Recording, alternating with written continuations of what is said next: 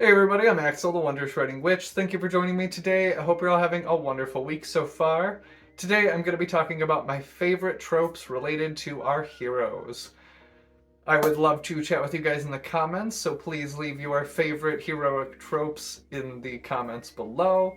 Do all the other things and please the algorithm gods, I would vastly appreciate it. Otherwise, on to today's tropes.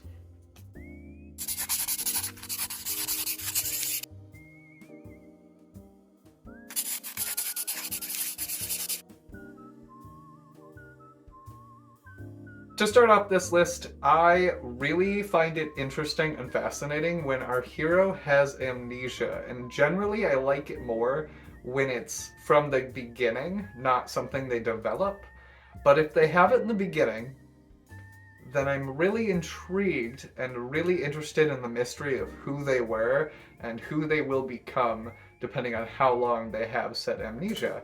It's even more interesting when a villain has amnesia and their amnesic self is then heroic.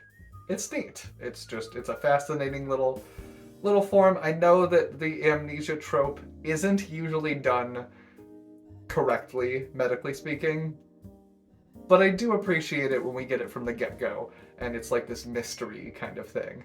It's neat. And I would like to read it more.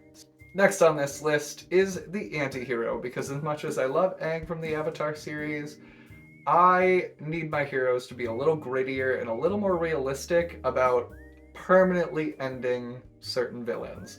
I'm not saying every villain has to die. I'm not saying that they need to go around slaughtering the masses of cannon fodder. But you can't convince me that someone whose entire family was wiped out by said villain, entire village, civilizations, sometimes even planets, you can't convince me that you're gonna figure out how to redeem them. Not everyone is redeemable, and you can't always just strip people of their power. It is not always possible. So a more permanent ending is sometimes necessary, and I like a hero who can do the deed and just the villain. Sorry about it. Sorry if that's fucked. But it is what it is. I like fictional murder, and sometimes these fictional murderers need to be murdered themselves so they stop murdering everybody else. Number 3 on this list is the self-chosen hero, or the hero that just does the right thing because it is the right thing to do. A lot of the time we get a hero that is sent off on a mission, or kind of riled into said situation that is out of their control. But I like my heroes to have agency, and with that agency, I want them to just do the fucking thing because it is the right thing to do. They have the power to change what needs to be changed, and they go for it. Will they always succeed? No.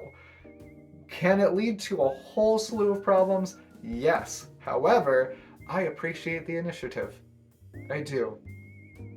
It's much more interesting than a passive hero or a hero that is forced into a role that most of the time they complain about being forced into anyway, so I would rather just have someone who's ready to fight the fight. Give them all to me. Number 2 is something that I have hated for the longest time because of how overdone it is, but now that I am having some writing issues, I think the orphaned MC is actually pretty fucking genius, mainly because parents get in the fucking way. How is your main character supposed to save the day when your parents are in the way? They're gonna care about you. They're not gonna want you to go sacrifice yourself for the good of mankind. 9 times out of 10. It's not as simple as your kid joined the army and now there's a war. Sometimes that works. Sometimes that happens in real life. You can't control your children. However, if you and your parents both have magical abilities, you can't convince me that your parents aren't, if they're good parents, that they're not going to try and help you out. So if you're going to write parents, it might be easier to make them shitty, because take it from me, writing good parents is fucking frustrating. They just get in the way. Can you tell I'm frustrated about it? But honestly, I can't hate it or fault it anymore because I feel like I definitely won't orphan all of my MCs in the future, but I definitely will be orphaning a few of them because fuck, they just get in the way. Number 1 on this list is something that I actually haven't read a whole lot of, but I love the mentality of it, and that is Sleeping with the Enemy. I think I haven't personally read it a whole bunch because the stories I like to read are about very, like, wild situations where it would just be ridiculously either difficult or unlikely that the main character would sleep with anybody on the enemy's side. But hear me out.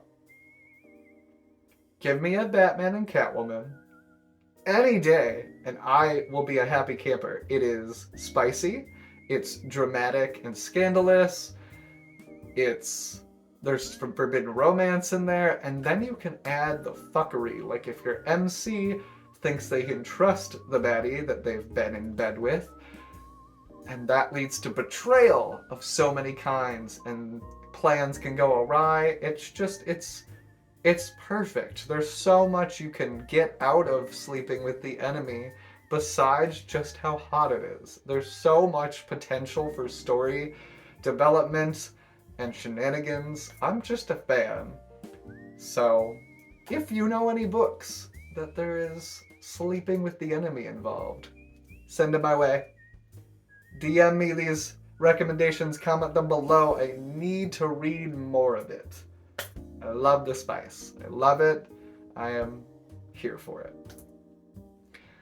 And that's all I have for you today. I will probably be making a part 2 to this list sometime in the future because there are just so many tropes related to our MCs that we could go over, and so many that I love. But here are 5 in no particular order that I really enjoy and I would love to see more of. Please comment below any suggestions you have. I would love to chat with you guys in the comments. Until next week, I hope you guys spread all the love and joy you can. Bye!